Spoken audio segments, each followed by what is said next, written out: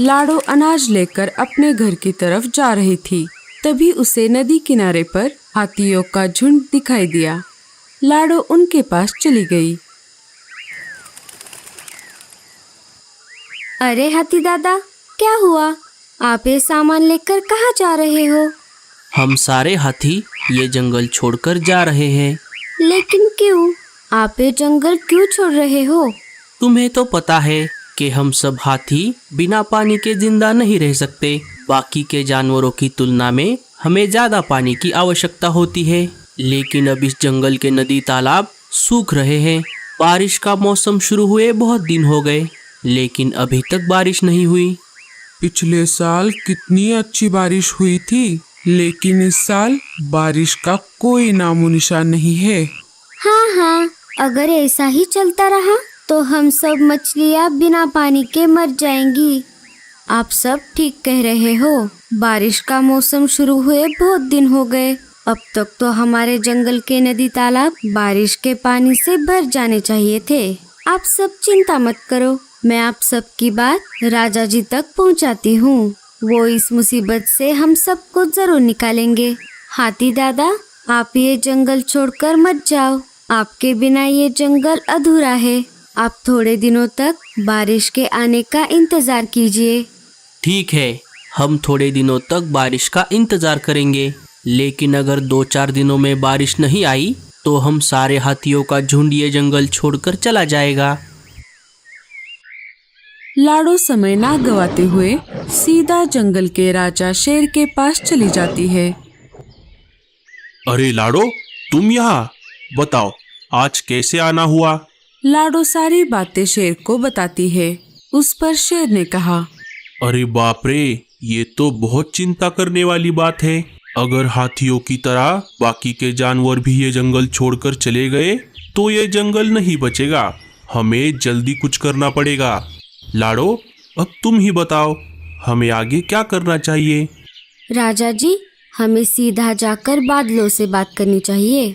अब वही हमें बता सकते हैं कि जंगल में अब तक बारिश क्यों नहीं हुई। हाँ, हमें ऐसा ही करना चाहिए।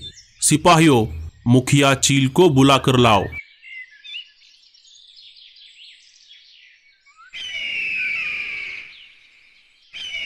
मुखिया चील, तुम अभी निकलो और आसमान में बादलों की तरफ जाओ।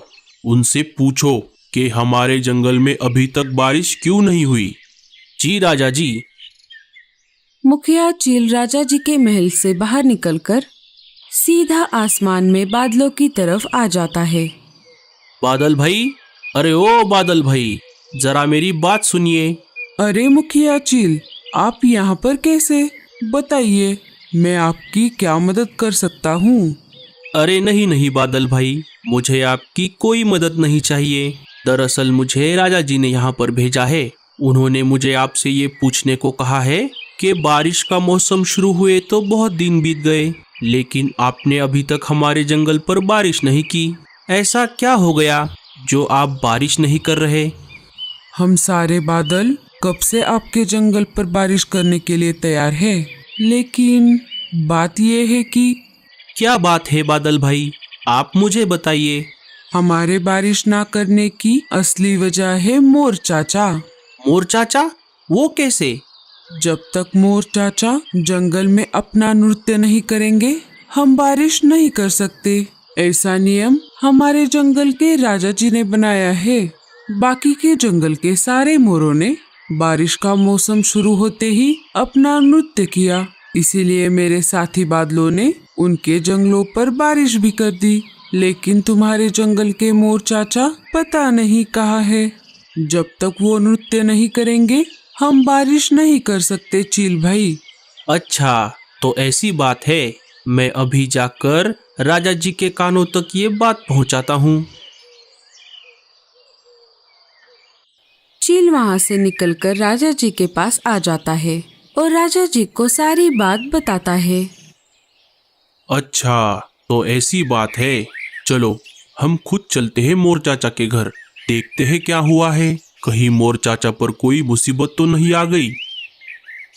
राजा जी, लाडो, मुखिया चिल और सिपाही मिलकर सीधा मोर चाचा के घर के पास आ जाते हैं।